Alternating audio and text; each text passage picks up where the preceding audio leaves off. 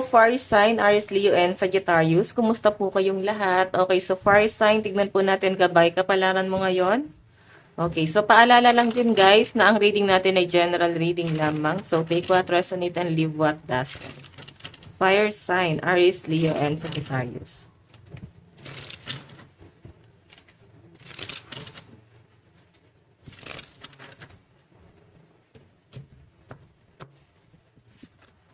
Oh,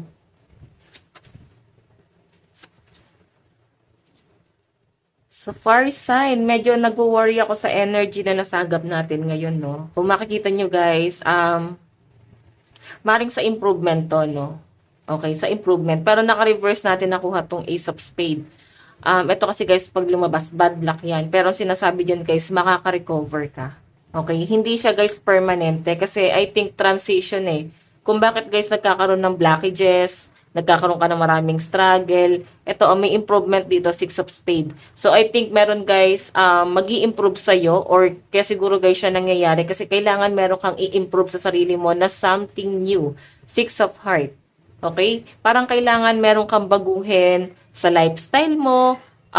Kailangan meron kang baguhin sa ginagawa nyo guys sa trabaho. Pwedeng pakikitungo nyo guys sa ibang tao kung paano ka makipag-communicate. I think parang kailangan guys meron kang i-improve. Kung sa trabaho to guys, I think meron kang kailangan i-improve. Okay? Ayan no. Pero ang sinasabi dyan guys, hindi siya guys pang matagalan. Pwedeng kaya lang siya guys nangyayari sa inyo. Kasi I think parang kailangan meron kayo guys matutunan. So yun guys, nawala yung kandila natin. Wait lang po. Okay, so ayan na guys. Meron na tayong ilaw. Okay, so ayan guys. Pwede guys na may nagbago sa inyo, no? Like, dati napaka-masayahin mo lang, napaka-vulnerable mo lang, kumbaga napaka-inosente, sobrang kontento ka sa ginagalawan mo. I think ang daming struggle na nangyari sa inyo, maaring betrayal, pwede guys, nakuha mo guys sa connection mo sa ibang tao, bagay na nagpabago sa mga fire sign, okay? Nabago nito yung personality mo. Kung dati masayahin ka, ngayon parang hindi ka na ganon. Parang trauma siguro to guys, no? Okay, ang bilis guys magbago ng mood mo. Okay, kung ano guys yung naiisip mo, bigla mo na lang siya guys nasasabi, like napaka-prank ka na.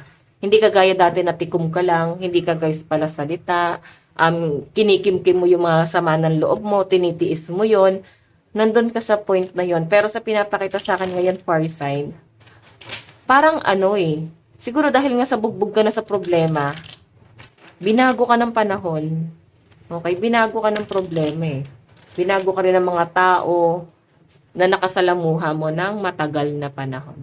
Okay, tignan pa natin fire sign. Pero makaka-recover ka rito guys. Parang kailangan mo ulit aralin. Okay, tignan natin fire sign. Fire sign. Oops. Meron tayo guys, the star. Sabi ko sa inyo makaka-recover ka. Yan napakaganda ng pinapakita sa atin dito. Maaring makukuha mo na yung goal mo sa buhay.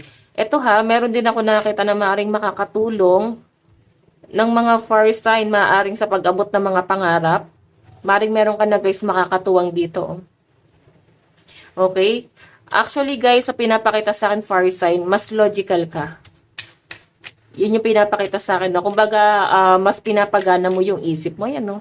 Kesa emosyon. Yung emosyon, guys, parang nilalaan mo siya, guys, sa ibang bagay, no? Hindi dun sa, hindi sa pagiging, like, for example, focus ka sa career mo, iniiwas mo yung emosyon dun. Kailangan, focus ka lang, gamit lang talaga yung utak, logical, parang ganon. Okay, tignan pa natin, fire sign, Aries, Leo, Sagittarius. Meron tayong 10 of Swords. Ayan, no? Naiisip din ng iba sa inyo. Medyo magiging emotional daw yung mga fire sign ngayon. Siguro nagre-reminisce ka sa mga taong nanakit talaga sa inyo or ano ba yung naging sistema mo before. Okay, like, fire sign, maaaring kung ano yung naging problema mo dati or ano man yung mga pinagdaanan mo dati. Nagre-reminisce ka dun, guys. Okay? Pero sa pinapakita sa akin, kay sobrang layo mo na. Pero parang feeling mo rin guys, parang binabalik ka sa dati talaga, no? Dating sitwasyon mo na talagang down na down. Ayan. Pero sa pinapakita sa akin dito guys, wag mo nang balikan yun kasi na-absorb mo pa rin siya guys. Okay? Tignan natin, meron tayong Six of Pentacles. Meron tayong Nine of Pentacles. What else, Spirit Guide? Meron tayong Ten of Wands. Ayan, no? Hindi ka na nabibigatan, guys.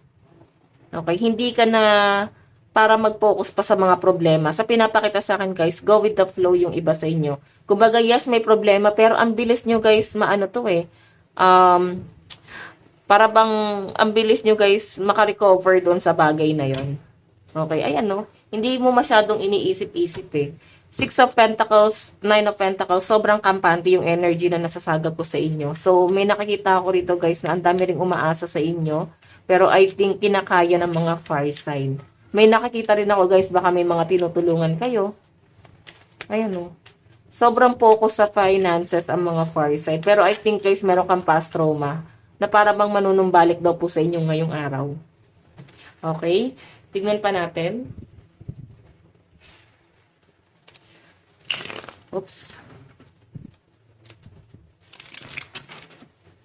Fire sign, Aries, Leo, Sagittarius. I think kailangan palitan natin tong card. Wait lang, guys. Okay. Tignan natin, fire sign, Aries, Leo, Sagittarius. Gabay, kapalaran po, Spirit Guide. Okay. Meron tayong, the Star. Actually, may nakikita ako dito, fire sign. Bagong idea to. Pero inaaral mo pa siya eh. Okay? Hindi mo pa kasi, guys, gamay yung bagay na yon, no? Pero sa pinapakita sa akin, guys, bagong idea or maaring, ano to, parang kailangan mahiligan mo eh. Ano ba to? Nagte-training ba yung iba sa inyo, guys? So, yung iba sa inyo, guys, takot tumanggap ng bagong idea. Parang ganon. Parang nagpo-focus kayo. Na-stuck ka na dun sa bagay na yon. Yung iba, guys, nag-upgrade na. Ikaw nandun pa rin. Wala pa rin ako nakakitang improvement talaga sa inyo, guys. Ayun, ang daming opportunity binibigay na sa inyo. Okay? Ayun, lagi ka, guys, nakatingin sa mga, what if ganyan? Paano kung ganito? Paano pag ganyan? Puro ka what if. Try mo. Okay? Try mo pa rin, fire sign. Kasi baka pag tinry mo to, tinanggap mo tong cup na to, di ba? Ito na yung mangyari. Kaya nga sabi dito, guys, is more on, guys, self-improvement. Okay? Something new. Pero I think parang hindi pa rin tinatanggap ng mga fire signs sa kanilang mga sarili. Tingnan pa natin, meron tayong, wow. Oh. Guys, Six of Wands. Temptation. Ang daming, kung bakit ka, guys, nahihirapan ng ganyan. Temptation. Ang daming gulo. Maring ito may mga panghihinayang kasapas. Mga maling desisyon. Siguro hindi ka naging wise sa pera. Ngayon parang pinanghihinayangan mo na parang pala tinipid ko yon at pala hinawakan ko ng maayos. Ganon yung pinapakita sa akin, guys. Okay? So, nandun yung parang panghihinayang ng mga fire sign dito, guys. Bumabalik ka talaga, guys, sa nakaraan ngayon. Tingnan pa natin. Meron tayong, Eight of Cups. Meron tayong Nine of Swords. Okay, wait lang, guys. Ayusin muna natin. Okay. So, yung under, guys, ng the Star, Four of Cups. Parang guys, bagong idea, opportunity, pero ang pinapakita sa akin, guys, ayaw mong sumugal, ayaw mong itry kasi natatakot ka na baka magkaroon ka ng regret dun sa bagay na yon. Okay, natatakot kang mag-first move, natatakot kang humakbang kasi parang iniisip ng mga fire sign dito, baka hindi maging successful, baka ma-disappoint lang ako, parang ganon. Or baka hindi ko kayanin, baka marami akong ma-disappoint. Parang ganyan, guys, no? So, meron tayo, guys, 10 of Swords, 6 of Wands. Temptation to. So, maaaring sa past, ang daming temptation na nangyari or mga maling desisyon na nangyari. Hindi ka naging wise pagdating sa pag-manage ng pera. So, I think sa pinapakita sa akin dito, guys, nagsisisi. Ayun, nagsisisi ka. And may pinapakita rin sa akin, guys, 6 of Pentacles and Eight of Cups, meron kang tinatalikuran. No choice naman yung iba sa inyo, guys. Maaaring ito kahit hindi ka mag-benefits dun sa bagay na yon, ang mahalaga sa inyo, guys, is makatulong. Yan po yung pinapakita sa akin, no? Mahalaga na sa inyo, guys, yung makatulong ka, parang okay na yon, hindi na kayo guys naghahangad pa ng malaki, basta makatulong ka muna sa ibang tao. Yun yung pinapakita sa akin guys. Siguro yun talaga yung role ng mga far sign, no? Makatulong talaga sa mga tao. I think yan yung talent talaga ng iba sa inyo. Or yan talaga guys yung ginagampanan mo talaga sa mundo. Okay? Pero sa pinapakita sa akin guys, pagod na kayong tumulong eh. Oh. Pagod na kayo tumulong. Pero siguro nga guys, ibibigay mo muna yung nararapat para sa kanila. Then after nito, magpo-focus ka na para sa sarili mo. Nine of Pentacles. Diba? Yan, no? Pagdating naman sa sarili mo guys, naguguluhan ka. Sobrang gulo ng isip mo. Hindi mo alam saan ka magpo-focus. Pabago-bago ng desisyon yung mga fire sign. Okay? So, meron tayo guys, 10 of Wands in reverse and 7 of Wands. Ano ba itong pinaglalaban nyo? Actually guys, wala kang idea. Okay, wala kang idea ano yung pinanguhugutan mo, saan ka nang gagaling, parang ganyan, no? Di mo alam eh. I think dahil nga to sa trauma ng mga fire sign. Okay, tignan natin guys, ano ba ang inyong advice? Wait lang kung natin yung card nyo. Ayan. Wait lang po. Okay. Advice ng mga fire sign, Aries, Leo, Sagittarius. Okay, so guys, meron tayong ultimate fulfillment. Dream big, it will all work out, okay? I know, dream big, it will all work out. So, parang sinasabi rito guys, lakihan mo na yung pangarap mo. Deserve mo yan, wag mong ipagkait sa sarili mo, wag mong ipagdamot. Ano ba to guys, sabi ko nga sa inyo guys, sila nag-upgrade na, ikaw na iwan, kasi I think gusto mong lumaban ng patas. Okay? Tama naman yun guys, pero I think kung sa tingin mo naman guys, ano ba tawag doon?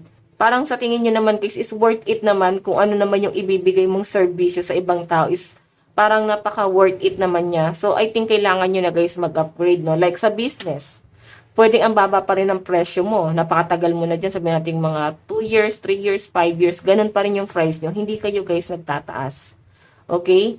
Maaring yung kalaban nyo guys, ang taas-taas na ng mga presyo nila and parang lumalago na sila, nakakaipon na, ikaw nandun pa rin. Parang hindi ka guys nag-upgrade. So, I think kailangan mag-upgrade ka na. Okay? So, lucky number mo is 44 and 10. Ito lang po ang inyong reading. Bukas po ulit. God bless and love you all. Bye-bye!